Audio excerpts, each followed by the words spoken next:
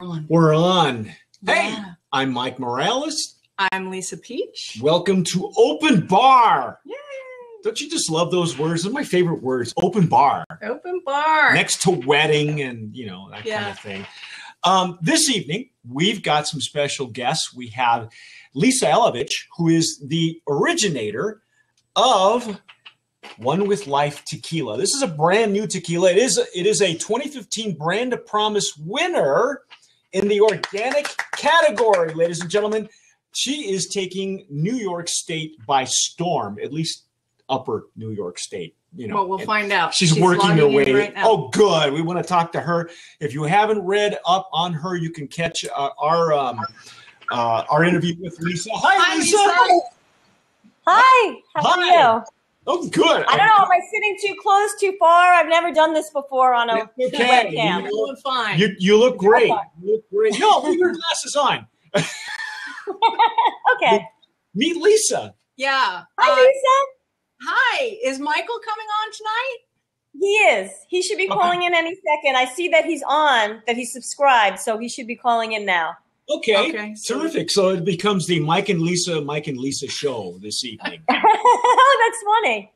By the way, congratulations on your Brand of Promise medal for the organic category in 2015. That's your first of many, many pieces of hardware, we hope. Thank you so much. We were so excited to win the gold medal and so appreciative of everything you and Lisa have done in terms of just supporting a new brand and encouraging us. And we're just so happy to be part of it.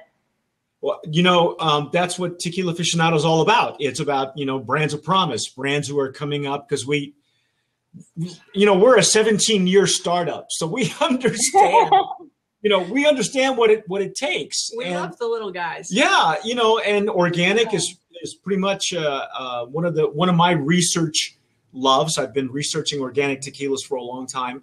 And so what prompted you? I guess I need to ask you why tequila and why did you go organic? Well, first of all, I'll go with tequila and then I'll tell you about organic. Tequila because I've always associated tequila with being lighthearted and having fun and having a sense of adventure. And in my other life, my non-tequila life, it's a lot of work and a lot of stress. And it's not so lighthearted. I've been in the criminal justice field for the last 23 years, and I've seen a lot of heart-wrenching things, a lot of sad things. And tequila is always something fun and something that is uplifting and adventurous. And I love what tequila just means to people in terms of just kind of letting loose, not being uptight, because you never see anyone who's uptight and likes tequila at the same time. You've never been to my house. Well, I guess maybe unless you do it for a living. But what's interesting is that, for a startup of any kind of business, as you well know, because you've started up several businesses. You're a lawyer, you're a mother, and you're a former boxing promoter. How does that work? Boxing promoter was just like tequila. It was something fun and adventurous. And I started doing the boxing workout at a local gym in the Albany area. And there were a lot of boxers there that had not fought in many years because nobody was promoting fights around here. So I said, what the heck? Let me try it. And one thing led to another, and it took on a life of itself, much like the tequila business did. That's awesome. Do you find, you were talking about how stressful your real life is. Have you discovered how stressful and how difficult the gaining traction in the tequila business can be? Absolutely. Drinking tequila with your friends is fun and exciting. Running a tequila business is pretty stressful because, as you said, Lisa, we're the little guys and we're competing with the real big guys that are worth millions and billions of dollars.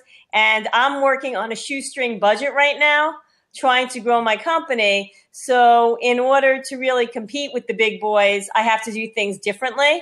I can't go toe-to-toe with them financially, but what I can do is a lot of grassroots marketing and forming relationships with restaurant owners and managers and bartenders, and really kind of just embracing the communities where I'm selling my tequila and becoming part of the community. And that's really what's moving my tequila forward right now.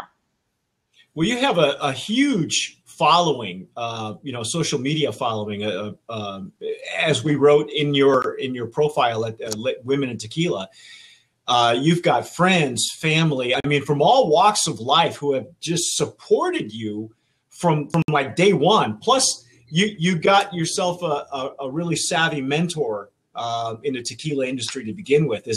How did you wind up formulating forging that relationship in the tequila industry? Well, I have a couple of really good mentors that have been in the business for a while. One person that was generous enough to share just insights with me was Ken Austin from Avion, who's a we like him. He's a cool guy. He really he's is. Such a nice guy. And he's a friend of a friend, and he just kind of took the time to talk to me a little bit about the industry, and that was really helpful and very generous of him. So then I spoke to another guy who started Espolón Tequila, one of the original founders, Abe. I don't know if you know him, but they got bought out by Campari several years ago. But he was a friend of a friend. He was a friend or a cousin of my graphic artist. So I spoke to him about how he started, and he was also very generous and shared a lot of information with me. And then I have another friend, Dina Fury, who has been in the industry for many years and is very well respected in New York. And she sat down and she's been guiding me throughout the whole process, and that's been incredibly helpful too.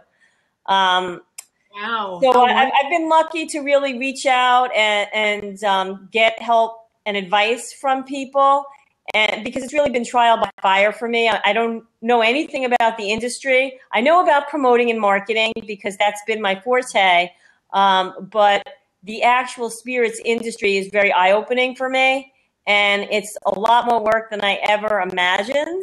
It's a lot more difficult than I ever imagined. It's even more difficult than being a boxing promoter, and that was kind of crazy. But I do feel like there's a lot of potential, and especially being an organic brand. And the reason that I went organic is because that's how I live my life. All my products in my house are organic. My children only eat organic, locally grown foods. We go to the farmers market to do all of our shopping. There's some really great farmers in the Saratoga Springs, upstate New York area. So we're really supportive of them. And I would much rather buy from them than from a grocery store. And it's a lot healthier. So we've lived a life of organic products. And so I didn't want it to be any different with tequila.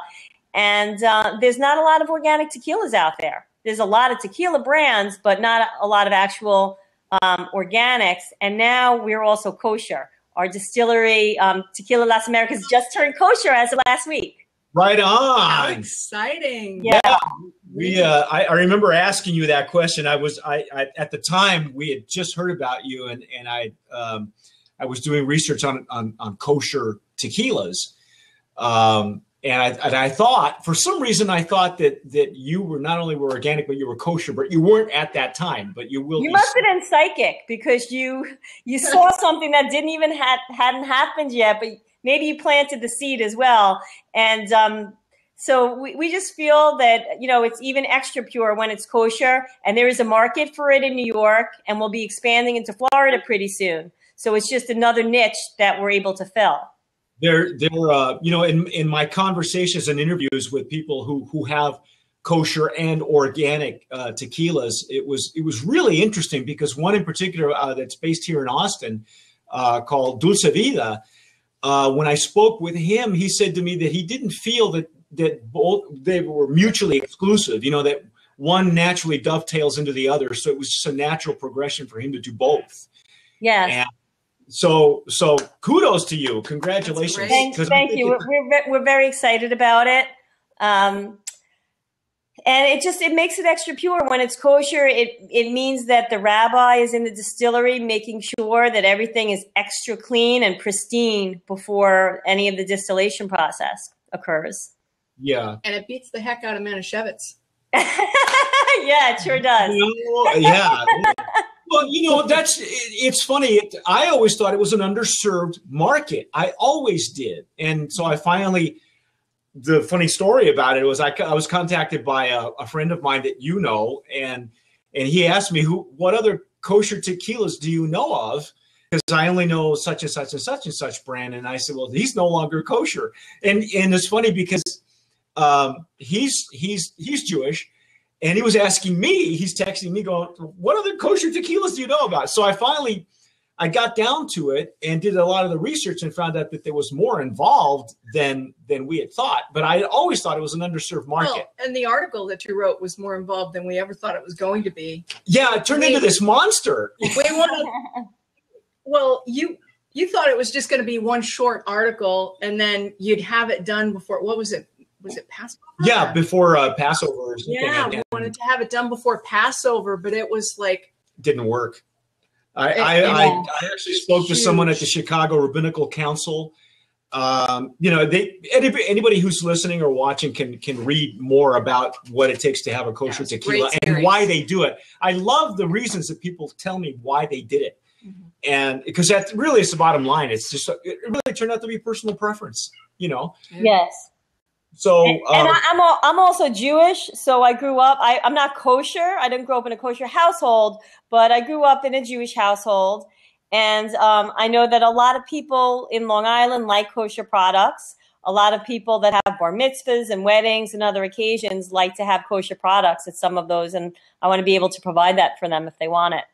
A funny thing was I found out, statistically speaking, that there are more non-Jewish people who look for kosher products, not just tequilas, but everything. Yes. So it was really interesting to me how wide a market it is. And that's where I said it was, not only did I suspect it was underserved, but now I really know how underserved it is.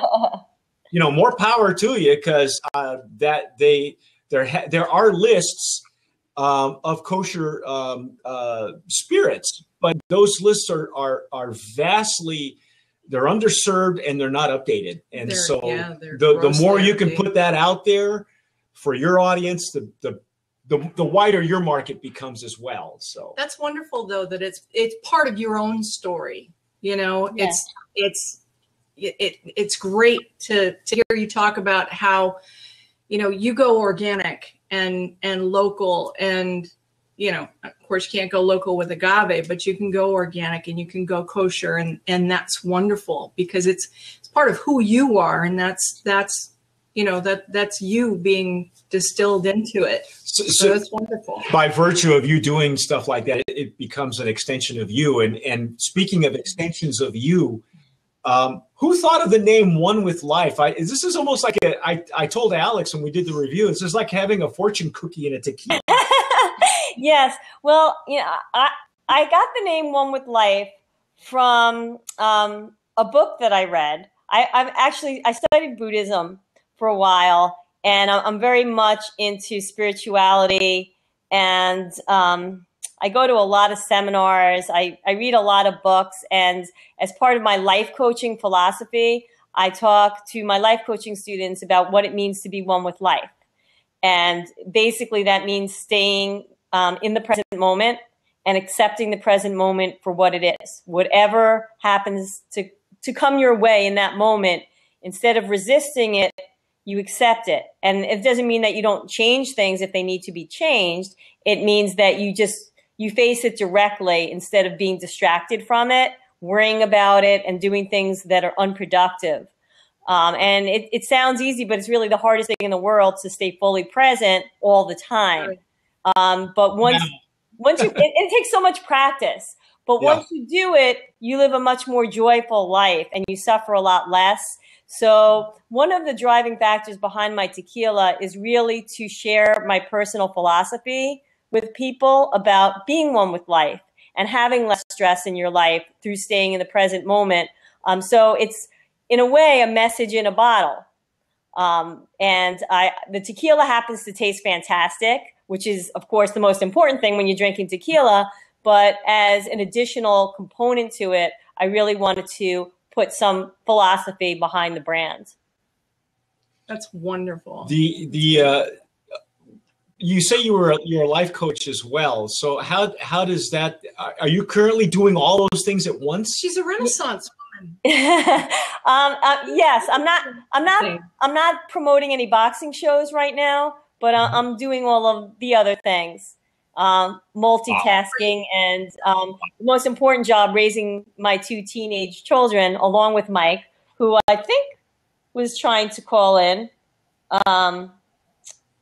I don't know. He's lingering out there somewhere in the internet world, I think, trying to get in. He's lurking. He's lurking. But all he's got to do is dial in. And and plus, I don't know if I told you that Mike is my business partner. He's also the father of my children. No. Wow. Yeah. Really? Beautiful. Yeah. See, it is Mike and Lisa Yeah. show. Well, we're actually divorced, but we're very happily divorced. And we're great business partners, good friends, and really good business partners. Hi, Michael. That was my cue. That's his cue. I've learned to wait to be cued in. You're in the woods, Mike. Are you in the woods? I'm on my back patio. Oh, nice. We should do being one with life. It's raining out here. It's the logo, the tree. Right that's the tree, right? Well done. Yeah, I purposely. I staged that purposely. No, actually, it's Put an owl in there. It's the first 70-degree weather we've had in upstate New York in a long time, so I'm trying to enjoy it as much as I can. I don't blame you. We're at a soggy, like 75, 80 degrees out. So humid. Yeah. Anyway, so how does Michael fit into to Owl Tequila? What are your duties as part of this enterprise? Well, most of my duties are assigned me by Lisa, and so I dutifully follow them. But I have a background in law and in not so much public relations, but networking and government relations and grassroots activity. And I'm trying to use that to bring to One with Life to help grow the brand and to connect with as many people as we can. Wow. Great. Gee, that was quick. What a team. Yeah. So when Lisa came to you and said, I want to start my own tequila brand, did you try to talk her out of it? Wait, is that how it happened? How did it happen? Yeah, well, Lisa started the brand herself. I was a latecomer. I joined in maybe about, actually, I started in with the whole licensing process with the TTB and helping navigate the federal government and then the state of New York and the regulations there. And initially, I was just going to start just to help out and lend some of my legal expertise to help get the venture off the ground. But at that point, the whole brand was already established in Lisa's mind. She created what she had wanted. And I came in at that point to help, navigate the regulatory process. And then when I really started to get into it, I thought this was a fantastic venture that she was in. It was great philosophy, which I also live my life or try to in as organic a way as possible. So it kind of fit in with the way that I live as well. We both co-parent, so we do raise our children in as much of a whole food, whole life philosophy as you possibly can with teenage children. They resisted for quite some time, but now it's really part of their lives as well. Wow, this is a great story. And Mike is he's probably the smartest person I know. That's why I'm glad he's my business partner. He's a brilliant lawyer and a brilliant lobbyist. So I knew that I couldn't go wrong having him as a business partner. Yeah. With a startup. Don't start crying, Mike. With a startup tequila brand, have you discovered that there are, let's put it this way. Let's just say there are practices that there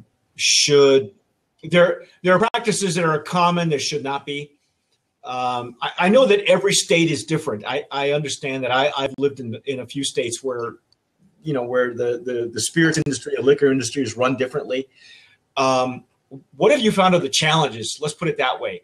When you're a little guy going up against the big guy and trying to gain traction and let yourself be known. Well, one of the first things that I've tried to employ in most aspects of my life is when I don't know something, I'm not afraid to ask the question on how to do things, how to get things done, rather than just trying to stumble my way through and fake it. So, coming into a new industry like the spirits industry and the tequila industry, there are a lot of things that you need to learn. And, there are a lot of people out there that are willing to be helpful and willing to lend a hand if you just ask. So that's also part of the, I guess, as I'm thinking about the philosophy of not resisting, not trying to, push my way through a wall, but to try and, use the resources that are out there from the people that are currently in the industry that will be more than happy to help if you just ask. That's true. I've learned that a lot from you'll find you kind of gravitate to the people that will help you and those that may be questionable. A lot of it's hit and miss. I think in this business that there's a lot of people of questionable caliber or character, that are successful, oddly enough, but probably not in the way that you would like to be. That you want to be able to look at yourself in the mirror and go, yeah, I'm. Yes, I mean, money is not everything, and it's never worth doing anything that's going to hurt your values or your character. It's just not worth it. So, I mean, we're trying to do everything the right way. And I mean, some of the challenges that I've run into when I frequent the bars and restaurants where we have our accounts is that the big companies pay for drink menus. They pay to have them printed. They have all of the paraphernalia, the glasses, the shakers, the bar mats, the napkins. All the tchotchkes. Everything is made by these companies, and that costs a lot of money to put that in all your accounts, and it's very hard for a little company to compete with all of that. So, I mean, what I try and do, and it's hard to do everywhere, but what I've been able to do locally is really just spend a lot of time in those restaurants and bring my friends there and just do a lot of events with them. I've been doing a lot of tequila pairing dinners, so doing things that don't really cost a lot of money, but just investing the time. How have sales been for you so far? I mean, I guess officially you launched late last year. Is that correct? We launched on July 10th in Saratoga, okay. And we tripled our order this year in Saratoga. So sales are going really well. It's really been moving forward quickly. And in Long Island, we sold out of our product. We launched a small amount down there, but we sold out within like 3 or 4 months. And now it's starting to move out there, not as quickly downstate as upstate. And part of that is just because I'm not down there, but I have some really good brand ambassadors that have been working with me. And so they've been really working our hometown, Long Beach, Long Island, and it's done well there. Also in Rockville Center. And we may be, we'll be launching pretty soon. We have some news that will be coming up within the coming weeks about widening our distribution. Tell me you're coming to Texas. Not yet. Not yet. We're widening our distribution in New York, and we'll be starting in Ohio and Florida pretty soon. Wow. So one of those, Michael, maybe you can answer this question. If I'm not mistaken, I think Ohio is a control state, correct? Yeah. That is true, yes. Okay, why and I'll tell you why I'm asking the question, but why are you searching out a control state to go into? Well, actually, they searched us out because Lisa had a relationship with acquaintance of hers who has some restaurants out in Ohio. They heard about the product. Lisa, I think, knew them initially from the boxing world. Yeah. And when they heard about her new venture, they knew how successful she was with boxing. They wanted to, get involved in that. They tasted the product. They thought it was great, and they want to bring it into their restaurants. Wow. Great. Instant placement. I know. But the reason I ask is that there are some stars here. Yeah, our co-stars.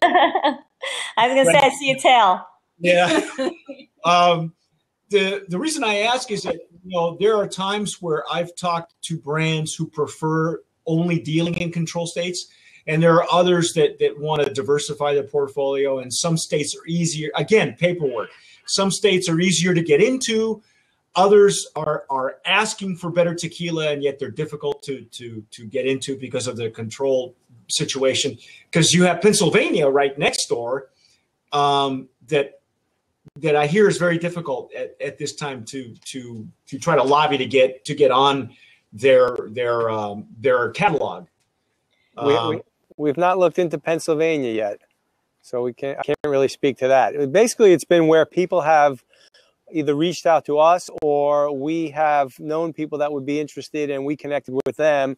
And if the synergy is right and we feel comfortable with the business relationship, then we decide to move forward.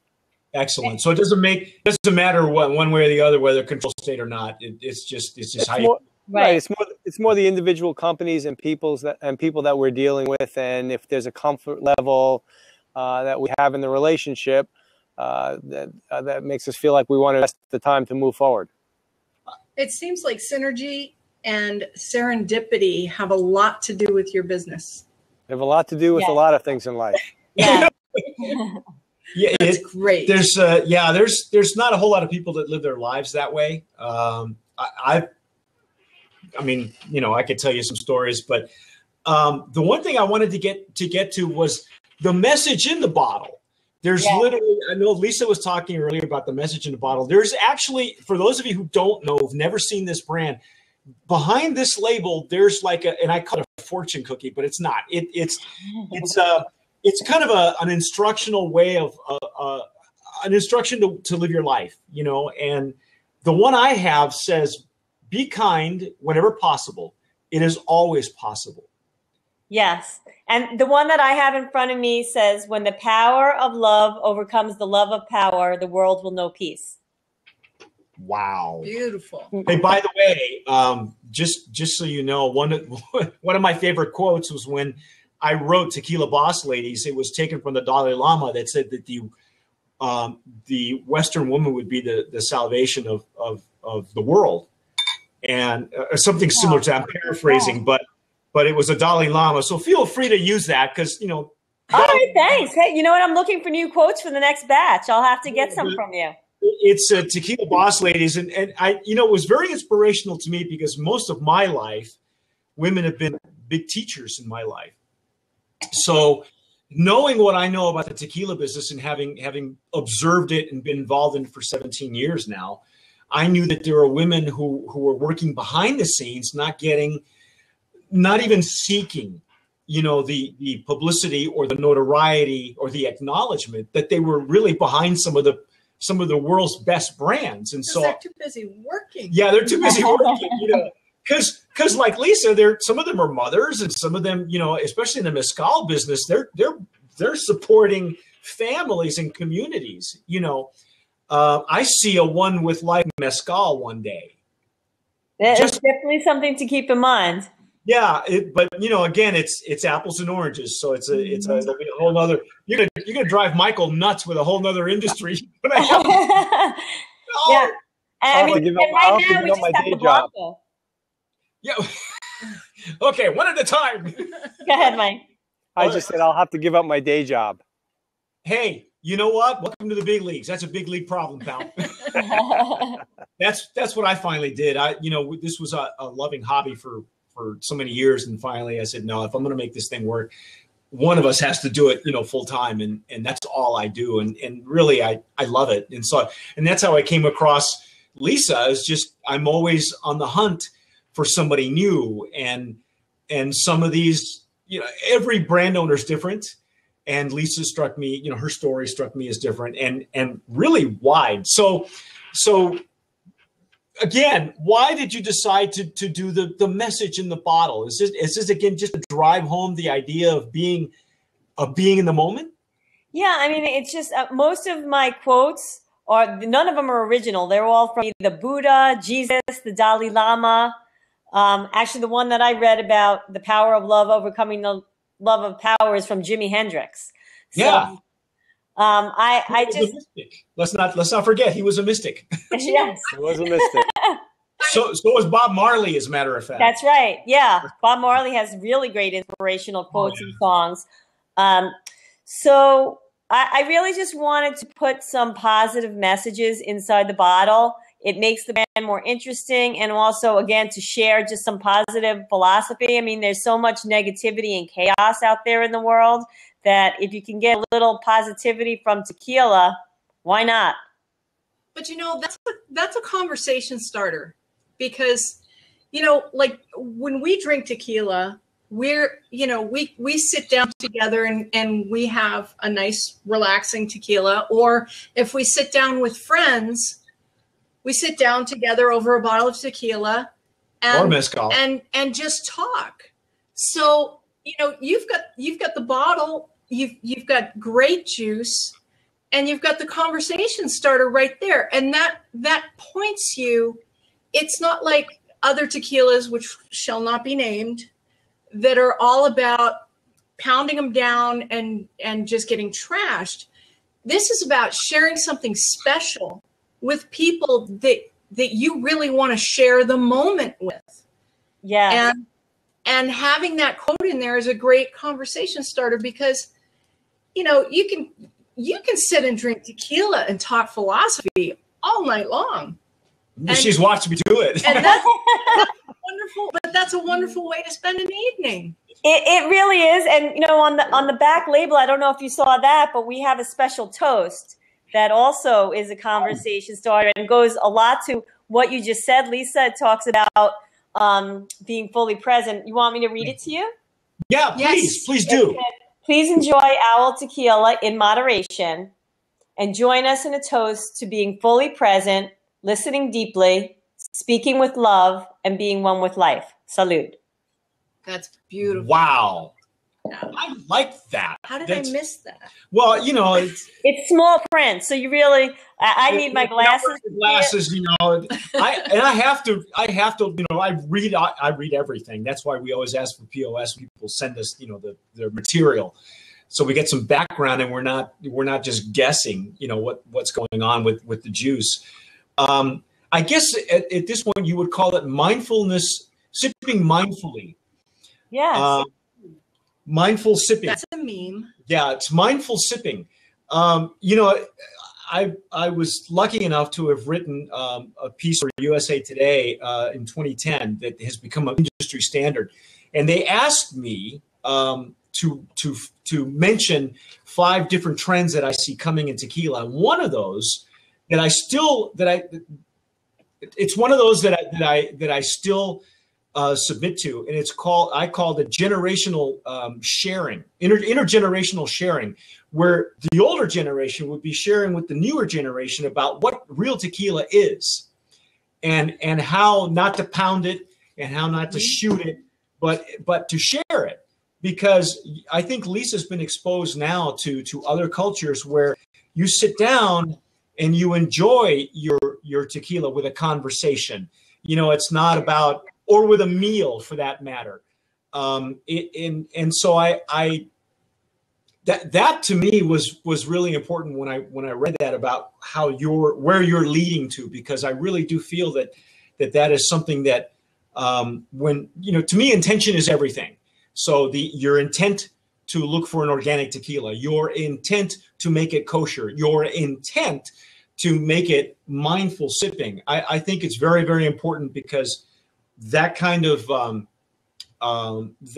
attitude, that kind of mentality is going to spread from the top down to your followers, I think, and they probably know you well enough already to know that you wouldn't do it any other way anyhow. So, yeah, and I have learned a lot about other cultures from this. I've gone down to Mexico several times when I was researching the tequila, and then I'm there when it gets bottled. And I love. How many trips did you make? I've been there 4 times so far for the tequila. Michael, did you go with her? Have you made trips there? I have not made a trip yet. Oh, it'll change your life, man. I've been home with the kids, so next year they both go to college, and then I'll be freed up a little bit to join the Mexico trip. Yes, definitely a must. Everybody, it changes everybody's life, but it's a spiritual way. The way it does it. It really is. First of all, the care of the agave plants and the fact that you have to take care of them for 7 years before they're ready to become tequila, that's spiritual within itself.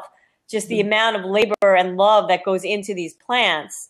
And then also the pride that the Mexican culture takes in making tequila is astonishing too. Every distillery owner wants their tequila to be a better quality than the next. So they put so much time and attention into it and take it so seriously. And it's really a beautiful thing watching my distillery owner create tequila and just how great he is at it and how much he loves it. And, they would never just sling back shots. It's all about sipping it and really experiencing it, smelling it, tasting the different layers and enjoying it.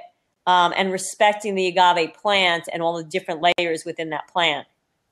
When it came to choosing your flavor profile, when they sat down with you, and I imagine that they sat down with you with three or four different samples of how your tequila, the flavor profiles to see where you gravitate. How did choosing your flavor profile, how did that open up your senses? Did you find that it forced you to talk about being in the moment? I think that nothing brings you more in the moment than trying to figure out a flavor profile of any. That's so. You have to ask Gonzalo Spindola. He was there with me the whole time. He's my consultant, and right. I actually was crying when I was trying to figure out which formula to use because I wanted it to be perfect.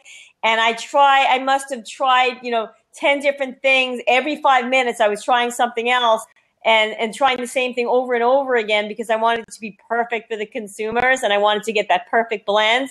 And of course, I got slightly intoxicated while I was doing the research. That might have had something to do with the crying, but also it was because I didn't want to make the wrong decision. And originally, I brought in a bottle of a tequila that shall not be named, but a very popular one in the United States. And I told my distillery owner, can you make it taste just like this? And he looked at it and he kind of said, no, we're going to make it taste a lot better than this. This isn't even real tequila, he said. So he put that aside. And I like him already. And Alvaro Montes is incredible. He's such a smart businessman and just so good at what he does for Tequila Las Americas. And his brother Eladio is the one that actually came up with the formula because Alvaro came up with a few different formulas. I kept trying them and they were great, but they were a little bit too strong for me. And the market that I'm really leaning towards are people that may have never tried tequila before, or they're not like big tequila aficionados or connoisseurs, but they like tequila and they don't want that real bite. They want something that's mild and drinkable. So, and friendly, user friendly tequila. So I kept asking to make it more and more mild. And so I think my tequila is probably more mild than most that are out there. But I think that's part of the attraction for the people that have been gravitating towards it. It's mild, yet you still taste the plant. Oddly, it's very green. I find it's very green. Personally, I'm not a big fan of the mild, smooth tequila. I hate when people describe them as smooth. There are two words that should never be in the same sentence: smooth and tequila. Yeah. But yours is very green and very fresh, and that's I love vegetal. that. It's vegetal. You can just there's some lime zest in there too. You can tell there's some life in there. Yes, I think a big part of that is because it's made in the clay oven and there's no autoclave used. So I think that really makes it more authentic and keeps the plant flavor. Yeah. It's lovely. I wanted to ask Michael, from start to finish, how many years did it take to get through all the paperwork and all the the labeling to get One with Life to the market? Actually, it went fairly quickly. I mean, we had a I got to tell you, those words right there were very quickly. People already hate you. I'm not really sure why, because we were up against the deadline, so there was a lot of pressure for when the tequila first shipment was coming in, and maybe it was just luck. I happened to connect with someone at the TTB who just happened to answer the phone on their 1-800 line, and we struck up a conversation, and it went really well, and everything just seemed to go very. I don't want to say. Can I say smoothly for this? Everything went very smoothly for the paperwork. That's good. So we did have a couple of stumbles where we had to go back and forth with the paperwork, but really, I think that it was primarily due because of the connection that I made with the federal employee who was actually handling the paperwork, and we hit it off, and she was very helpful, and everything worked out well. So I would say, I started thinking about the brand 2 summers ago. It was just a thought. And then we started putting it in motion last October. And then I flew down to Mexico in February and then again in May. And then we started with the TTB, I guess, last May. And then we launched in July. Like a rocket. Yeah, it went really fast. In the process, I got mono and pneumonia, and I couldn't get out of bed for like a month and a half because I was down from trying to create the business quickly. And that's when Mike helped out and also, started taking over with getting it moving during that time where I couldn't physically even move. You couldn't even suck this down to help you, right? Yeah. So, oh my God!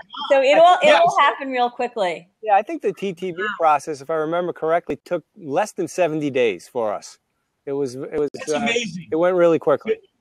Yeah, some of the stories that I hear from other brand owners, it took them 2 or 3 years of paperwork, both in English and Spanish, because I've talked to some people who have actually been able to do both, and it's like, you gotta be kidding me. It's a long trek from an idea in your head to something on the shelf.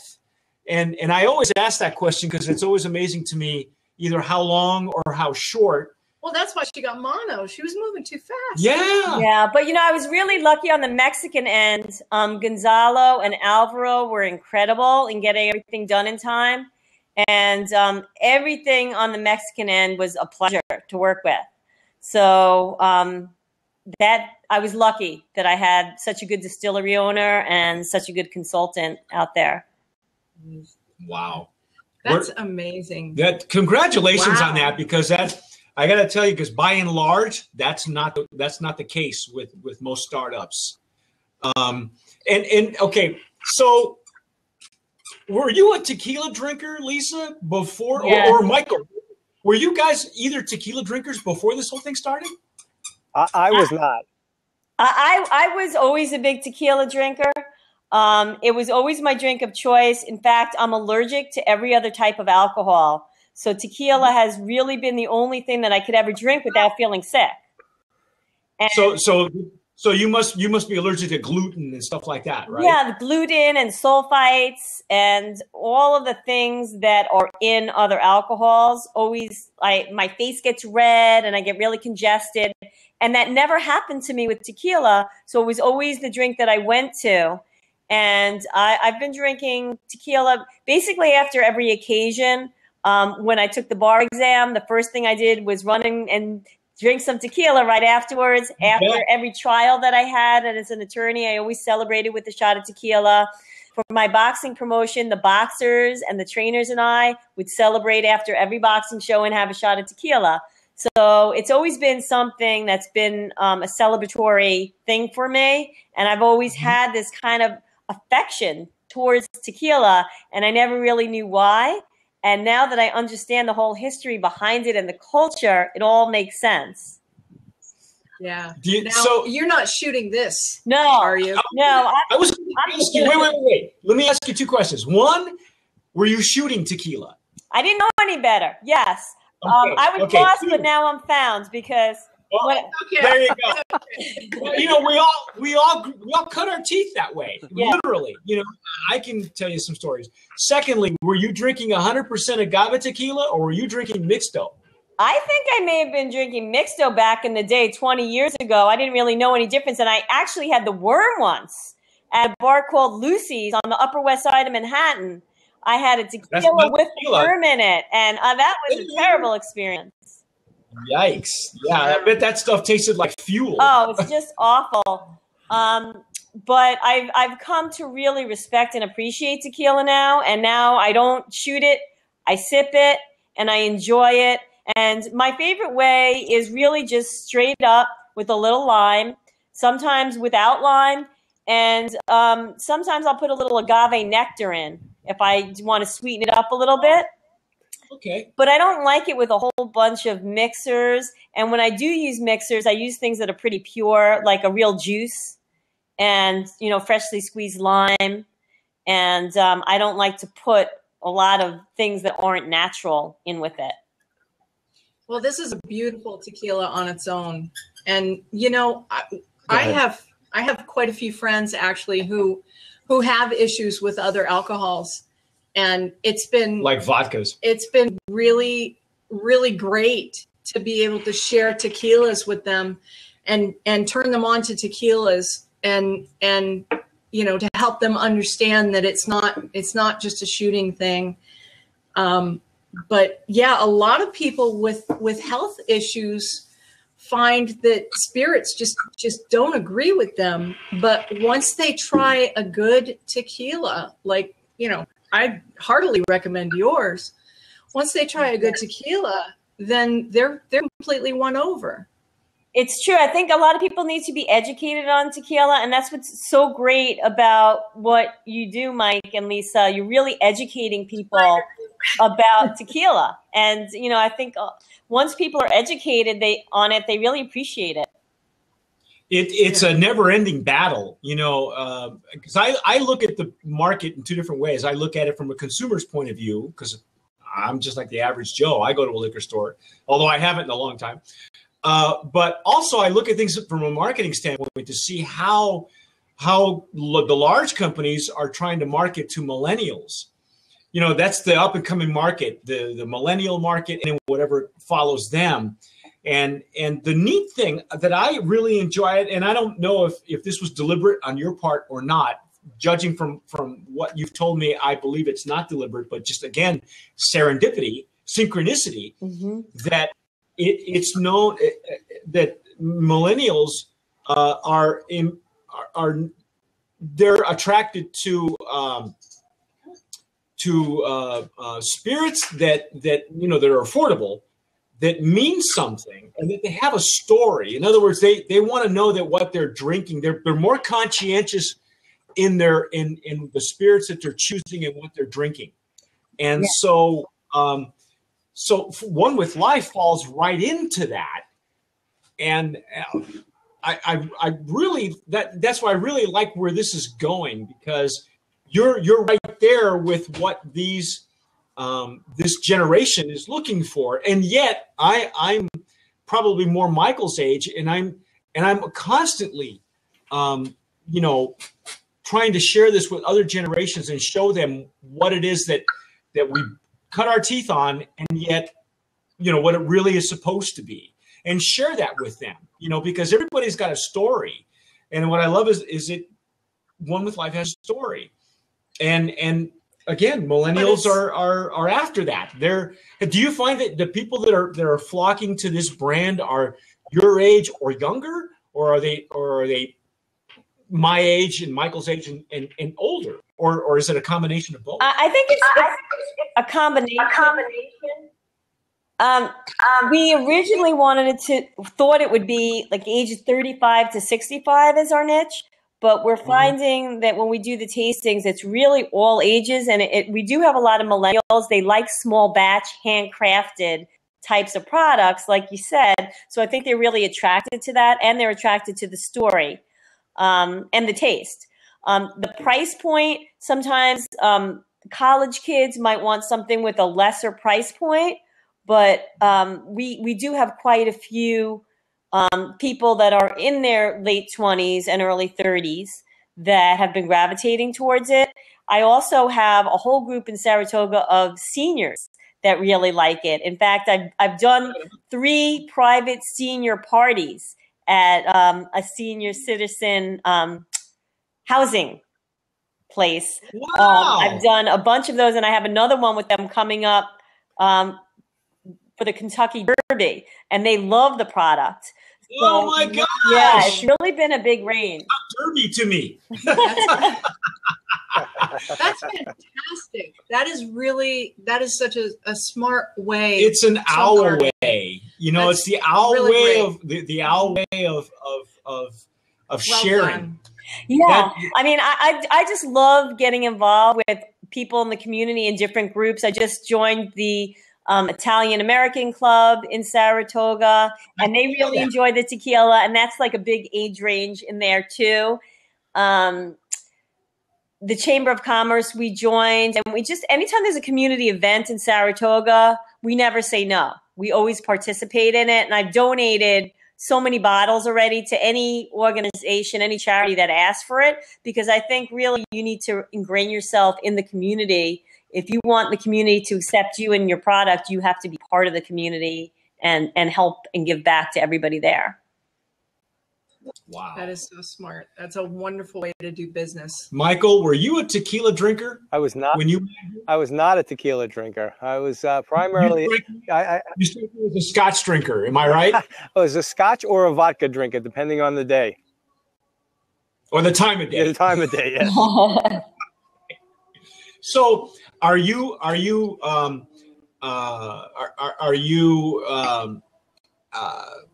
what's the word I'm looking for? Are you trying to get Lisa to come out with more aged versions of her tequila? Is there a plan to have a reposado and an añejo and an extra añejo? I think down the line we're going to look at those options. Right now we're pretty focused on expanding the brand for the current product that we have, but I think those are things that we definitely have planned for the horizon. So Lisa, when it comes to choosing your reposado and añejo and extra añejo, are you going to take his palate down there with you? Yeah, I really want to do an extra añejo. I'm excited to, at some point, I might even bypass the reposado and the añejo and go right to an extra añejo, or do a plata with the 5% extra añejo mixed with the blanco for the sweetness. A joven, you mean? Like a joven? Yeah, or a plata, I think they called it when I was in Mexico, where they mixed the añejo with the blanco, and they only took like 5%. So yeah, there's some labeling situations there. I mean, depending on who you're talking to, one of them calls them when you blend a blanco and an añejo, you technically have to call it a joven, or you take an añejo and you redistill it so it becomes clear. In other words, it has the characteristics of an añejo, but it looks like a blanco. And technically, you call those reposados. I know. I'll tell you what. Gonzalo could probably explain it to you when the time comes. But the reason I ask is that I look at Michael and I see somebody who's probably a Scotch or whiskey drinker and whose palate might be able to help. And I wasn't sure if that was in the plans or in the offing, for later on down the road. Well, you know what? All you need is a good blanco. All you need is a good blanco. Once you have a good blanco, the rest, whether it's going to happen or not happen, it doesn't matter. You've got a wonderful blanco to drink in the meantime. Well, you want to have a really solid base, because in my experience, any distiller or any brand owner who feels very confident in just submitting their Blanco to us or to any other contest, that says a lot. When they know that their Blanco can stand up, the rest will just fall into place, when it's supposed to. Because that's the bottom line here. If you wanted to tell anybody, both of you, if you wanted to tell anyone who was watching us and had never heard of One with Life, what would you want them to know about your brand? What would you want them to know about your tequila?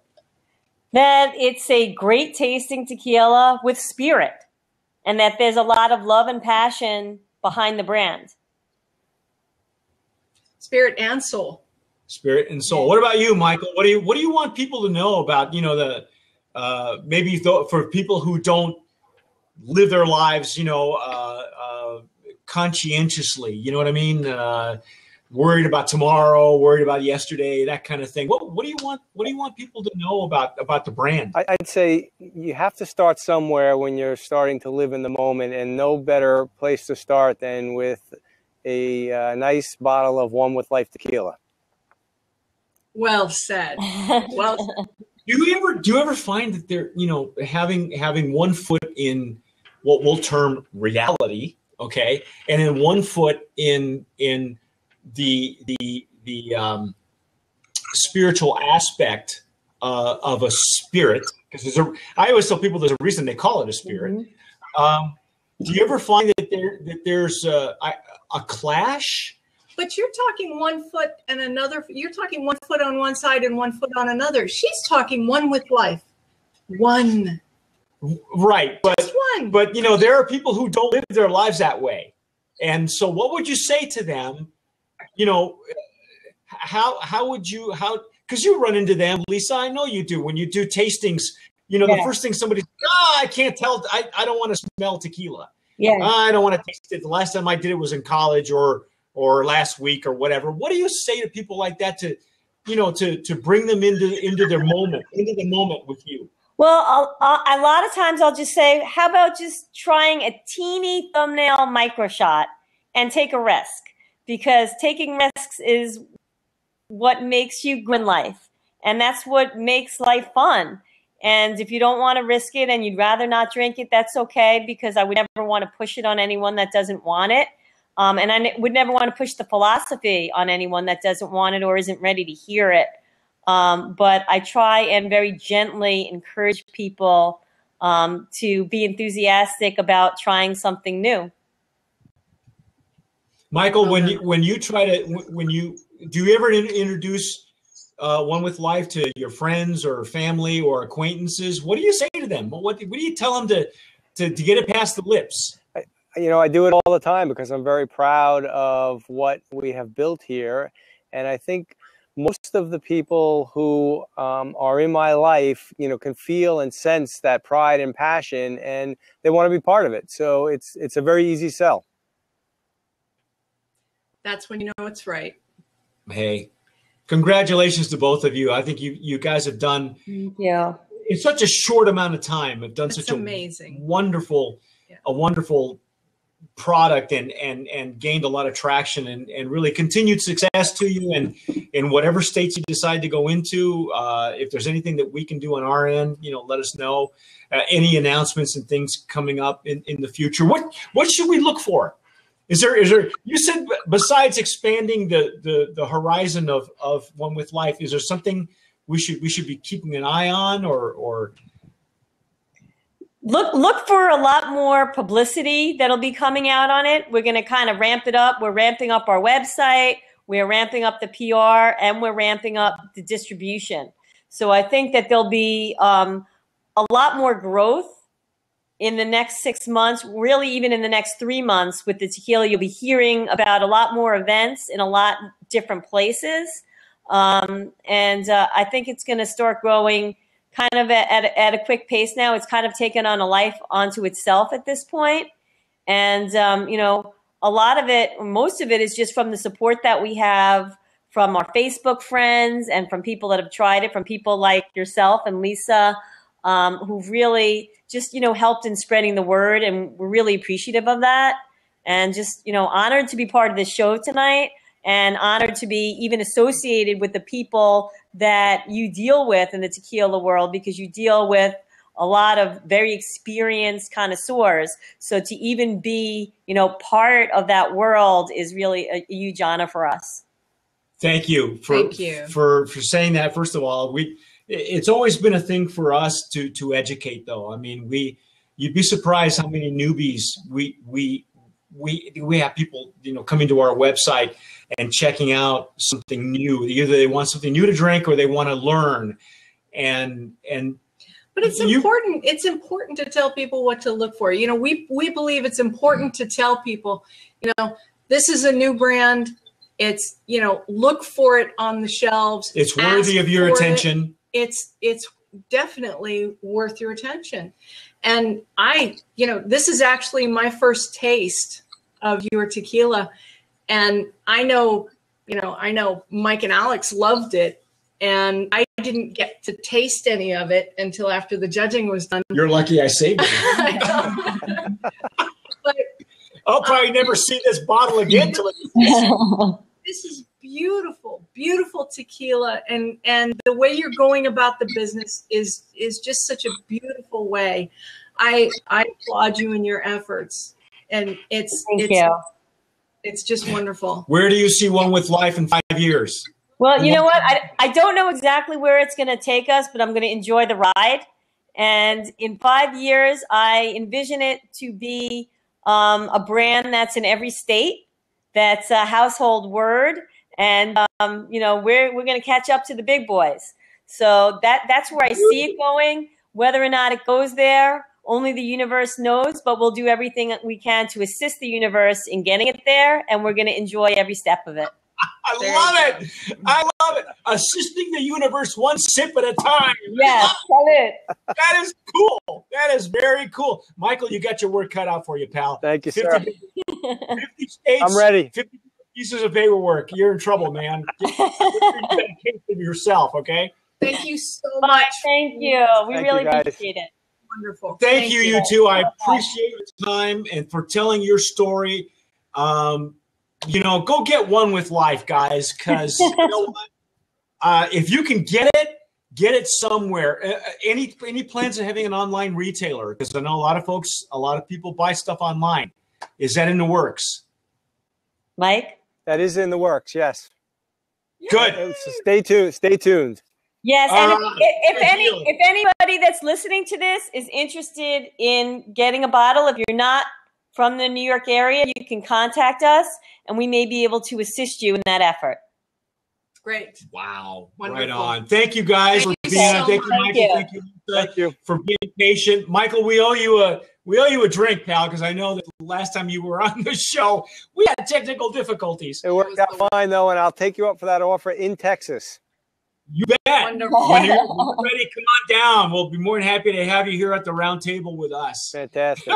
Thank you. Thanks again, folks. For being Good night. Good night. Have a great night. Thanks for being on Open Bar. Thank you. Bye. That's a fantastic story. What a great couple. That is so cool. They're almost as cool as us. Well, they're cooler because their kids are teenagers. Yeah, so that's true. Cooler. They're way cooler because they can be way cooler. Do you want to tell people what we have coming up? Yes. We have some exciting stuff coming up for you on Open Bar in the next couple of weeks. All right? Watch this. Next week, we have Mestizo Mezcal. That's right. The brand owners of Mestizo Mezcal, you can read up on them on tequilaaficionado.com. We spoke to one of the brand owners a while back. He was nice enough to meet us here for dinner in our round table. You can read up a little bit on them. They were on with us at our Dia de los Muertos Mezcal tour and tequila tour. And then the week after that, which is Cinco de Mayo week, ladies and gentlemen. Cinco de Mayo, we're going to have Roger and Elisa Klein representing Mexican Moonshine. Woo! So those of you who are into indie rock and roll, you'll be able to talk and listen and visit with Roger Klein from Roger Klein and the Peacemakers and Elisa Klein, who is the brains of the operation. She kind of sits behind in the background and runs everything. So and she's kind of cute too. Yeah, that's well, she's. You can say that. I can't say that because Roger's my close personal friend. But anyway, shut up. Yeah, okay. But those are the guests we have upcoming on Open Bar. So join us again next week, every Monday at 7 p.m. Central Daylight Time. That's enough. I'm cutting you off. Okay, we'll see you next week. Bye.